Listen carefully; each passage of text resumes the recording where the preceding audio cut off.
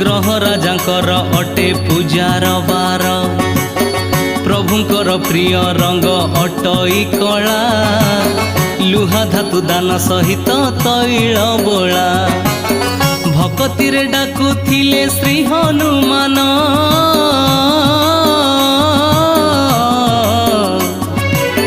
शनिक कृदृष्टि निशे हुई क्षीण